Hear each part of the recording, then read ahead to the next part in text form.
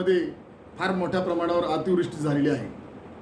या अतिवृष्टीमध्ये फार मोठं नुकसान मराठवाड्यामध्ये झालेलं आहे। मराठवाड्यामध्ये सगळ्यात जास्त नुकसान माझ्या माहितीनुसार सोलापूर जिल्ह्यामध्ये झालेलं आहे। सोलापूर दौऱ्यावर मी येत असताना अतिवृष्टीच्या ठिकाणी पाहणी करण्याकरता येत असताना मला लांबोटी, कोळेगाव आणि मलिकपेठ या गावामध्ये फार मोठं नुकसान झालेलं दिसलेलं आहे। मी स्वतः या भागात पाहणी केलेली आहे।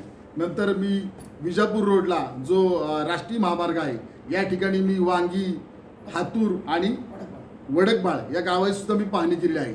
वडकबाळची पाहणी करत असताना मला तर इतकं विचित्र परिस्थिती दिसली की अजून सुद्धा सगळ्यांच्या घरात, कारण ती मागूनच सीना नदी वाहते, अजूनपर्यंत सगळ्यांच्या घरात पाणी त्या नदी किनारी असल्यामुळे घरं तिथं पाहणी आहे। खूप वाईट अवस्था झालेली आहे।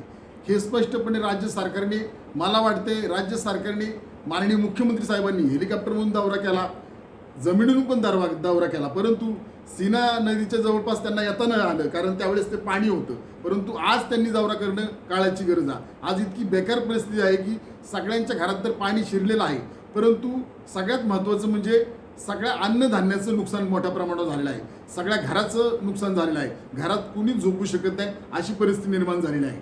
दुसरी गोष्ट मी पाहिलं त्या ठिकाणी विशेष म्हणजे आज जी मुलं शाळेमध्ये जातात, कॉलेजमध्ये जातात, त्यांची सगळी पुस्तकं भिजलेली आहेत, त्यांची सगळी दप्तरं भिजलेली आहेत, त्यांचे जे युनिफॉर्म आहेत त्या युनिफॉर्मचं सगळं वाटूळ झालेलं आहे। आज त्यांना राज्य सरकार या विद्यार्थ्यांना काय मदत करणार?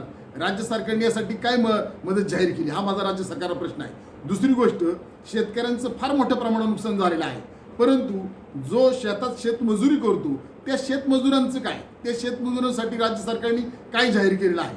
दुसरी गोष्ट, माननीय मुख्यमंत्री साहेब, उपमुख्यमंत्री यांनी दौरा त्यावेळेस केला। माझं स्पष्ट मत आहे, त्या दौऱ्यामध्ये मुख्यमंत्री साहेबांनी दौरा करत असताना एका शेतकऱ्यांनी त्यांना प्रश्न विचारला की आम्हाला किती नेमके पैसे देणार, किती मदत देणार?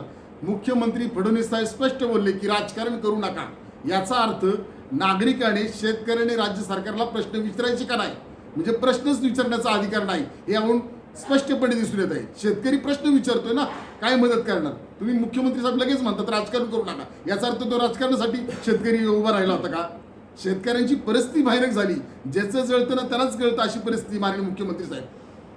आपले दुसरे उपमुख्यमंत्री माननीय एकनाथ शिंदे साहेब यांनी तर मदत करताना तर त्यांचे फोटो लावूनच मदत केली।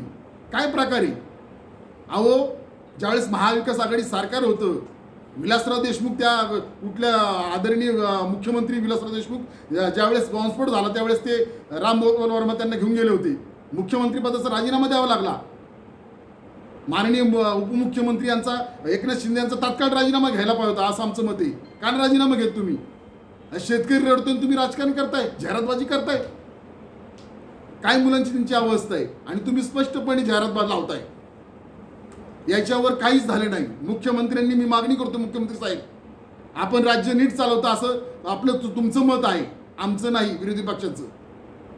तर एकनाथ शिंदे साहेबांचा राजीनामा का नाही घेतला? तात्काळ राजीनामा व्हायला पाहिजे होता।